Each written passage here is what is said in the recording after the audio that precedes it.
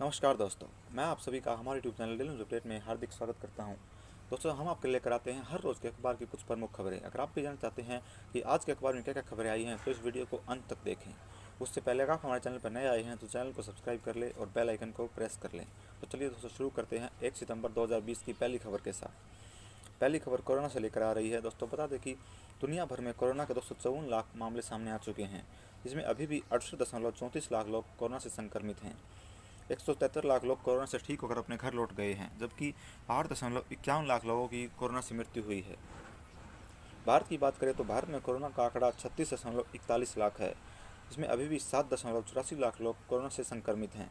27.91 लाख लोगों ने कोरोना को मात दी है, जबकि 64,807 लोगों की मृत्यु हो गई है। पिछले 24 घंटों की बात की जाए तो भारत में 78,512 नए मामले सामने आए हैं, जबकि 971 लोगों की मृत्यु हुई है। पहले पन्ने की अगली खबर की तरफ बढ़ते हैं।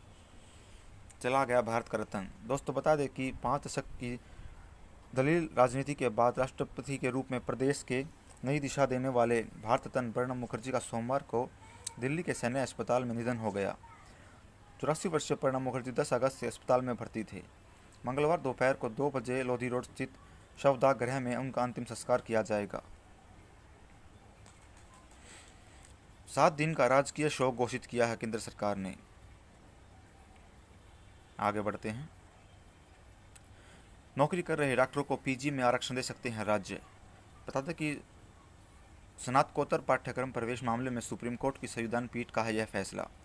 कोर्ट का लाभ पाने वालों के लिए न्यूनतम तय अंकों में नीट पास करना होगा अनिवार्य।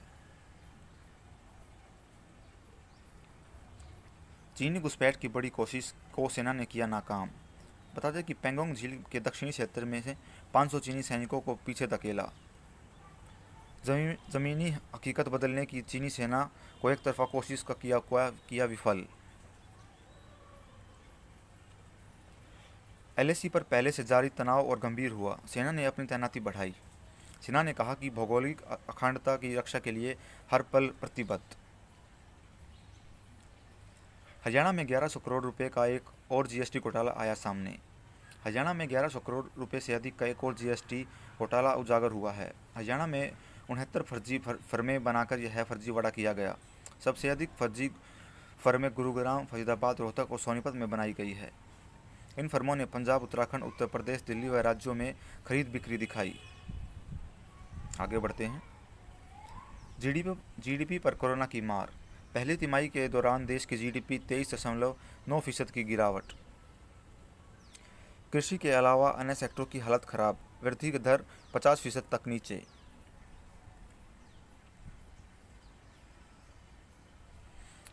सुप्रीम कोर्ट की अवमानना में प्रशांत भूषण पर लगाया गया ₹1 का जुर्माना।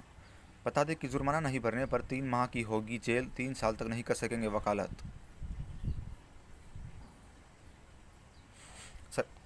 सुप्रीम कोर्ट ने भूषण को 15 सितंबर तक जुर्माना भरने का भी आदेश दे दिया है। आगे बढ़ते हैं दोस्तों। पाबंदियों के साथ 5 माह बाद आज खुलेंगी दिल्ली की अदालतें। कोरोना महामारी के चलते 5 माह से बंद दिल्ली की अदालतें मंगलवार को खुलने जा रही है। हालांकि इस दौरान अभी सिर्फ 25% अदालतों को रोस्टर के आधार पर ही खोला जाएगा। रोस्टर में यह तय किया जाएगा कि सभी तरह के मामलों से जुड़ी एक अदालत को रोज खुले। अगली खबर की तरफ बढ़ते हैं। ट्यूशन फीस ही ले पाएंगे निजी स्कूल। बता दें कि दिल्ली सरकार ने कोई भी अतिरिक्त शुल्क लेने से लगाई रोक। ट्यूशन फीस में भी किसी प्रकार की वृद्धि नहीं की जाएगी। अगले 1 साल तक नहीं बढ़ाया जाएगा कोई शुल्क। बता दें कि दिल्ली सरकार के शिक्षा विभाग के आदेश में कहा गया कि शैक्षणिक सत्र 2020-21 में किसी भी शुल्क को बढ़ाया नहीं जाएगा। इसके अलावा अगर किसी भी शुल्क में वृद्धि हो जाती है तो पहले निदेशक शिक्षा की मंजूरी लेनी होगी। इसके अलावा स्कूल, शैक्षणिक और गैर शैक्षणिक कर्मचारियों के वेतन में कटौती नहीं करेंगे और न ही वह मासिक वेतन का भुगतान रोकेंगे। दिल्ली में कोरोना के 1358 नए मामले आए सामने। एक सप्ताह में यह संख्या है सबसे कम। मरीजों के ठीक होने की दर में करीब 1% की हुई गिरावट। केंद्रीय गृह मंत्री अमित शाह को एम्स से मिली छुट्टी। केंद्रीय गृह मंत्री अमित शाह को सोमवार को एम्स से छुट्टी दे दी गई है। एम्स के प्रवक्ता डॉक्टर आरती विज ने कहा कि कोरोना से ठीक होने के बाद उन्हें थकान, शरीर में दर्द और सांस लेने में परेशानी की वजह से एम्स में भर्ती कराया गया था। अब वह पूरी तरह से स्वस्थ हो गए हैं।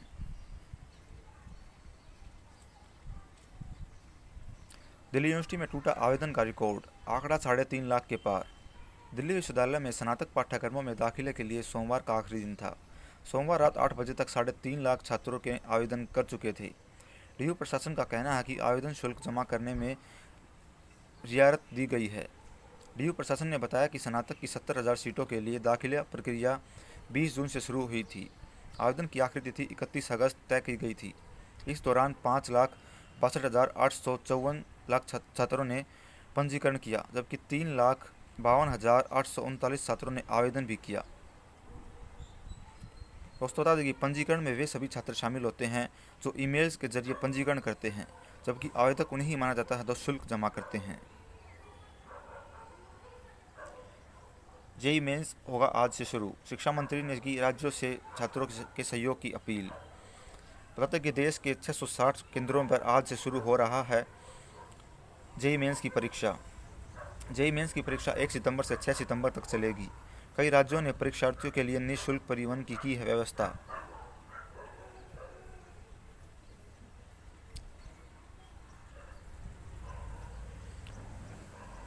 संसद का मानसून सत्र 14 से कोरोना से बचाव के लिए किए गए हैं खास इंतजाम। दोस्तों बता दें कि संसद के आगामी मानसून सत्र के लिए अधिसूचना जारी हो गई है। संसद के दोनों सदनों राज्यसभा और लोकसभा की कार्रवाई 14 सितंबर से शुरू की जाएगी। लोकसभा सचिवालय ने अधिसूचना जारी कर बताया कि 14 सितंबर को प्रातः 9 बजे राष्ट्रपति रामनाथ कोविंद लोकसभा को संबोधित करेंगे। राज्यसभा सचिवालय में भी अलग से जारी सूचना में कहा गया कि राष्ट्रपति 14 सितंबर को ही राज्यसभा में विचार रखेंगे। संभावना है कि कोरोना संक्रमण के चलते राष्ट्रपति दोनों सदनों को अलग अलग संबोधित कर सकते हैं। आगे बढ़ते हैं। मध्य प्रदेश में गोवंश की प्रतिदिन की खुराक के लिए महज ₹2.25 का बजट। शिवराज सरकार ने घटाया गौशाला का बजट, 11.80 करोड़ रुपए ही मिले। पशुपालन विभाग ने 140 करोड़ रुपए मांगे थे, कमलनाथ सरकार ने दिए थे 109 करोड़। राजस्थान में बिजली की लाइन गिरने से 19 गायों की हुई मौत। राजस्थान के झालावाड़ जिले की टाइडी गांव में केवी की बिजली की लाइन गिरने से 19 गायों की मौत हो गई। पुलिस थानाधिकारी गोवर्धन लाल ने बताया कि बाड़े में 21 गायें बंधी हुई थी, जिनमें से 19 को बिजली का तार गिरने से मौत हो गई। गायों की मौत से गांव वालों का प्रशासन के खिलाफ नाराजगी है। कबड्डी खिलाड़ी की हत्या में कांस्टेबल सहित 6 लोग किए गए गिरफ्तार। बता दें कि आरोपित 5 पुलिसकर्मियों में से एक सीएम की सुरक्षा में है तैनात। यात्रियों सहित चिनाब में गिरा टेम्पो ट्रैवलर, 8 लोग हुए लापता। जम्मू कश्मीर के रामबान स्थित मिहाड़ इलाके में सोमवार शाम को टेम्पो ट्रेलर अनियंत्रित होकर चिनाब दरिया में गिर गया। उसमें 2 पुलिसकर्मी सहित 8 लोग सवार थे। हादसे में एक पुलिसकर्मी घायल हुआ है, जो वाहन गिरने के दौरान दरिया में दूर जा गिरा। वहां लापता लोगों की तलाश की जा रही है। भोपाल में फिर हुआ हनी ट्रैप, डॉक्टर को फंसाकर मांगे 50 लाख रुपए। 18 दिन से निशाने पर थे मरावी। बता दें कि आरोपितों के निशाने पर डॉक्टर मरावी 18 दिन से थे। उन्हें जानकारी मिली थी कि डॉक्टर शौकीन मिजाज है। 11 अगस्त से उनकी रैकी की जा रही थी। फिर डॉक्टर मरावी किसी समय अकेले क्लिनिक पर रहते हैं। उन्हें अकेले मिलने पर 29 अगस्त को वारदात की दी गई। पालघर लिंचिंग मामले में 15 और पुलिसकर्मियों पर की गई कार्रवाई।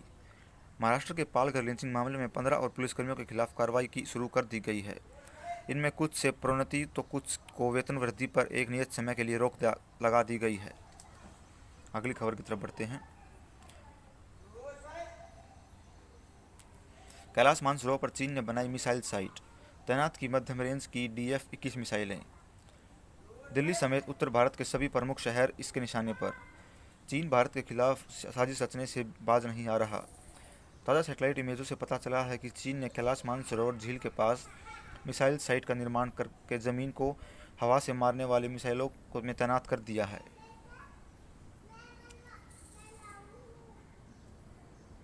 आगे बढ़ते हैं दोस्तों। नए मामलों में रिकॉर्ड वृद्धि के बाद मिली बड़ी राहत। बीते 24 घंटों में 65,278 नए मामले आए सामने। कुल संक्रमितों का आंकड़ा 36.73 लाख के पार पहुंचा। अंतर्राष्ट्रीय यात्री उड़ानों पर प्रतिबंध 30 सितंबर तक बढ़ा। केंद्र सरकार ने भारत से आने जाने वाली अंतर्राष्ट्रीय यात्री उड़ानों पर प्रतिबंध सोमवार से 31 सितंबर तक के लिए बढ़ा दिया है। नागरिक उड्डयन महानिदेशक कार्यालय के मुताबिक यह प्रतिबंध सभी अंतर्राष्ट्रीय मालवाहक उड़ानों के संचालन और डीजीसीए द्वारा विशेष रूप से स्वीकृत उड़ानों पर लागू नहीं होंगे। झारखंड में पहली बार मिली चीन में बनी AK-47 राइफल। उग्रवादी संगठन PLAF से मुठभेड़ के बाद गुदड़ी से हुई बरामद। खुफिया एजेंसी व NIA की जांच में पता चला कि म्यांमार के रास्ते होती है सप्लाई। गुजरात में दबोचा गया ISI का जासूस। NIA को डिफेंस और ISI मामले में मिली थी सफलता। उत्तर प्रदेश के चंदौली निवासी राशिद की गिरफ्तारी से जुड़ा है यह मामला।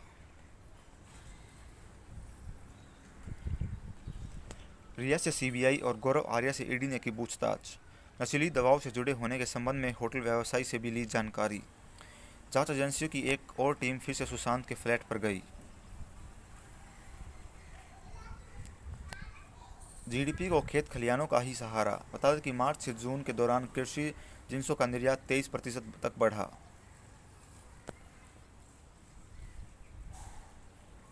आगे बढ़ते हैं दोस्तों। मुंबई एयरपोर्ट की 74% हिस्सेदारी खरीदेगा अडानी ग्रुप। अरबपति कारोबारी गौतम अडानी के नेतृत्व वाले अडानी ग्रुप ने कहा कि वह मुंबई हवाई अड्डे का संचालन करने वाली company Mumbai international airport limited का अधिग्रहण करेगा।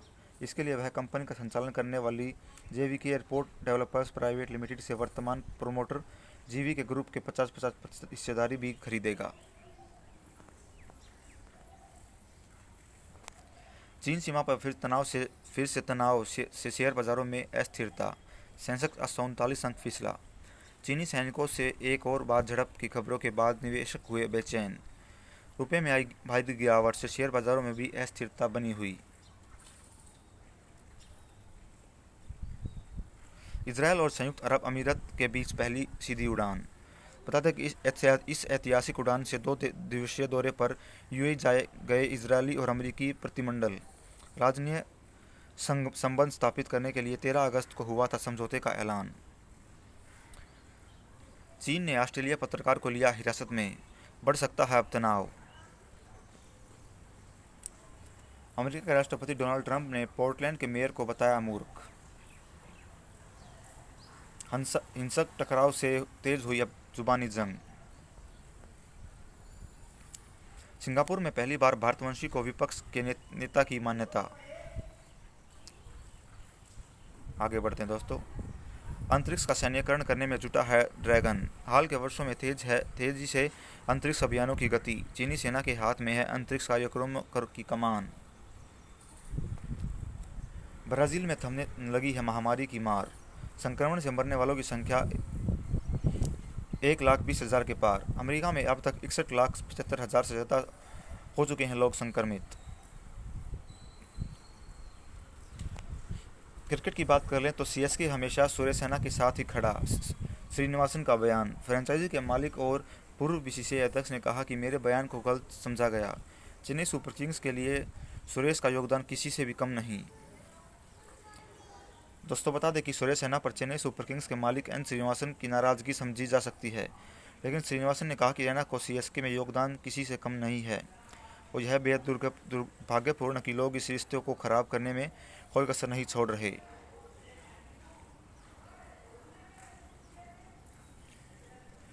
छह फीट की दूरी से पता चल जाएगा अब तापमान। IIT के विशेषज्ञ ने विकसित किया स्टिक्स हैंडहेल्ड इंफ्रारेड थर्मामीटर। शोधकर्ताओं ने कहा कि महज 2 सेकंड में मोबाइल की स्क्रीन पर मिलेगी जानकारी। पोर्टेबल वेंटिलेटर से भी सांस रोगियों को मिलेगा लाभ। हल्के और मध्यम सांस की समस्या वाले रोगियों के लिए स्पाइसजेट ने पोर्टेबल नॉन इंसेम वेंटिलेटर लॉन्च किया है। यह डिवाइस टर्बाइन आधारित और हल्के वजन की है, इसलिए इसका घर पर एम्बुलेंस, सैनिक छावनी और पहाड़ी दुर्गम क्षेत्र, अस्पतालों और व्हील चेयर में भी इस्तेमाल किया जा सकता है। कोरोना की जांच के लिए सुरक्षित विकल्प है गरारे का पानी। एम्स के 50 मरीजों को हुआ अधिकतम अध्ययन। कम हो सकता है संक्रमण का खतरा। कोरोना के लिए सैंपल लेते समय संक्रमण को सर्वाधिक खतरा जांच टीम के लिए लोगों को होता है, इसलिए PPI किट पहनकर ज़्यादातर चिकित्सक संस्थान और अस्पतालों में शीशे के बूथ के अंदर रहकर स्वास्थ्यकर्मी मुंह और नाक से सैंपल लेते हैं। बावजूद संक्रमण होने के खतरा बरकरार रहता, मगर अब डरने की जरूरत नहीं। Indian council for medical research के वैज्ञानिक ने शोध के बाद गरारे का पानी कोरोना सैंपलिंग के लिए बेहतर और सुरक्षित विकल्प माना है। दोपहर में ज़्यादा देर तक सोने से हो सकता है हृदय रोगों का खतरा। चीन की गुआंगझोंग यूनिवर्सिटी के शोधकर्ताओं ने किया है दावा। कहा 30 से 45 मिनट की नींद है पर्याप्त, कम हो सकती है अनिद्रा से होने वाली परेशानियां। बीपी की दवा और कैंसर के खतरे के बीच नहीं है कोई संबंध। KGF 2 में संजय दत्त का एक्शन शूट होना है अभी बाकी। दोस्तों बता दें कि वर्ष 2008 में रिलीज हुई फिल्म KGF के सीक्वल में संजय दत्त खलनायक अधीरा की भूमिका में नजर आएंगे। उनका लुक पहले ही जारी हो चुका है। लॉकडाउन की वजह से फिल्म की शूटिंग अटक गई थी। बीते दिनों संजय दत्त की इंस्टाग्राम पर अपने इलाज के लिए काम से छोटा सा ब्रेक लेने का ऐलान किया था। उस वजह से फिल्म की शूटिंग पर भी भारी असर पड़ा है। फिल्म गलियारों की खबर के मुताबिक इस शूटिंग इसी महीने होने वाली थी।